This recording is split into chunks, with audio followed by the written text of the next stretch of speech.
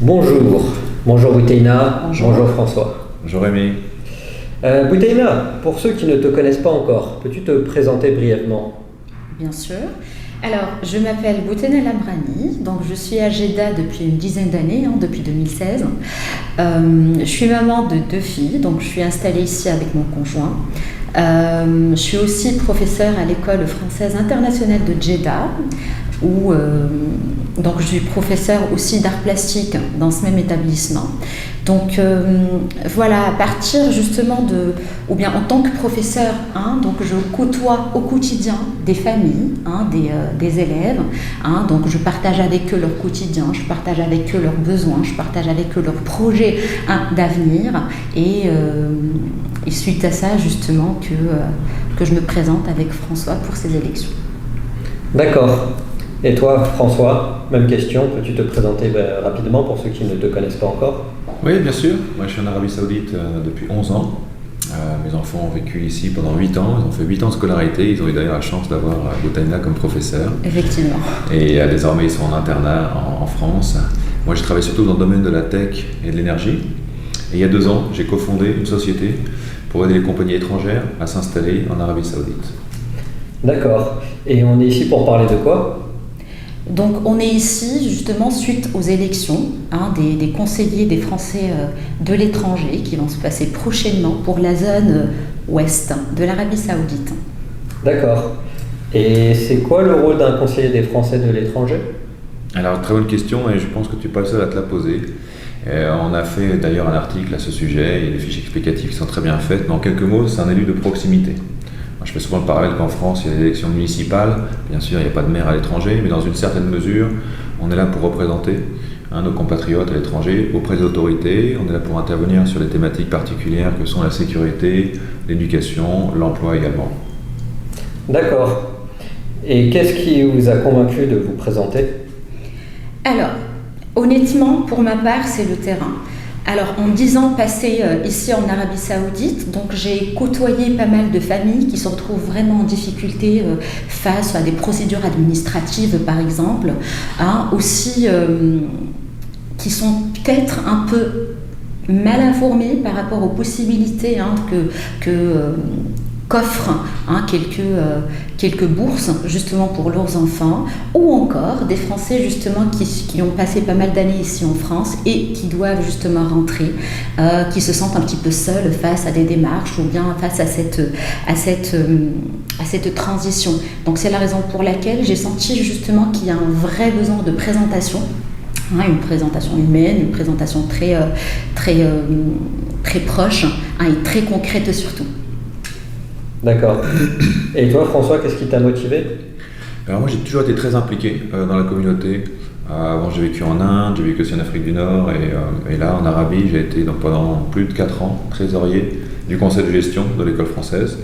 Je suis ici également trésorier et membre du board du CAFSDA, qui est le cercle d'affaires franco-saoudien de Jeddah, donc qui met en relation des hommes d'affaires saoudiens, des hommes d'affaires francophones. Et donc je dirais qu'aujourd'hui, cette élection, c'est pour moi le prolongement de mon engagement. D'accord. Et quel est selon vous le vrai problème des Français de la zone ouest de l'Arabie Saoudite? Alors, pour ma part, je dirais vraiment l'information. Donc, en tant que citoyen, on a besoin justement d'avoir accès rapidement justement à l'information, et je trouve ça très très très important.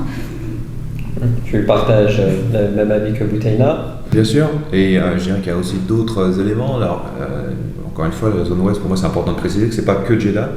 Donc, on a des compatriotes qui sont à Jeddah, qui sont peut-être proches, effectivement, du consulat, de l'école, mais il y a aussi beaucoup de gens qui habitent, qui à Tabouk, qui à Médine, qui à Jizan, qui à Kaos, et donc n'ont pas tous forcément le même niveau d'information. Donc, encore une fois, c'est important pour nous, en tant qu'élus de proximité, justement, d'être le lien, et puis de faire remonter les situations parfois difficiles que nos compatriotes peuvent subir. D'accord. Et qu'est-ce que vous proposez concrètement? Alors, on a un programme qui s'articule autour de 4 axes. On va en développer 2 aujourd'hui.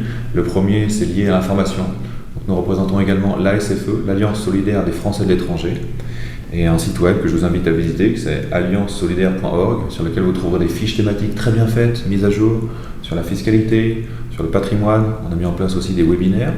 Donc le dernier a eu lieu il y a quelques jours, il y a encore 2 dans les prochaines semaines qui vont également avoir lieu.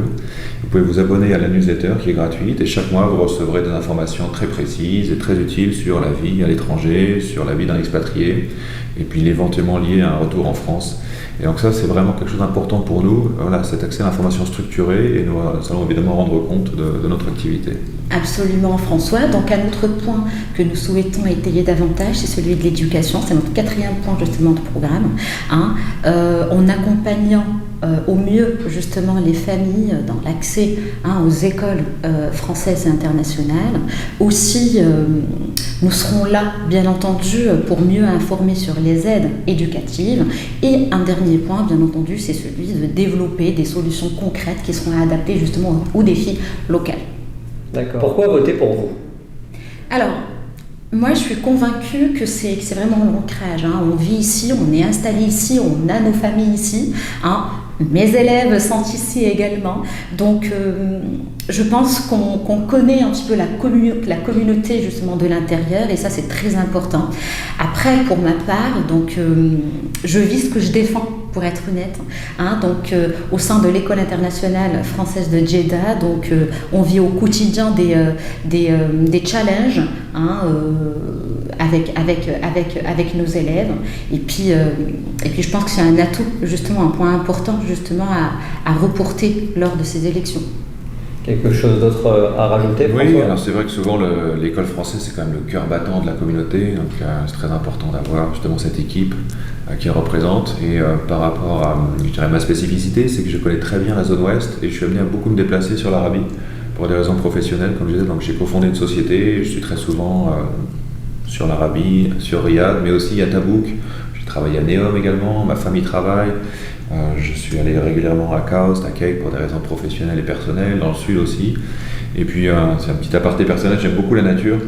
Donc, je suis allé avec mes enfants camper un peu dans toute cette zone ouest. Et j'insiste sur le fait que voilà, nous représentons vraiment tous nos compatriotes sur cette zone.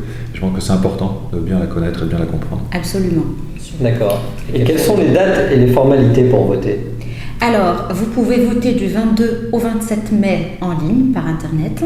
Et si toutefois vous voulez aller voter à Lyon, ce sera le 31 mai au consulat.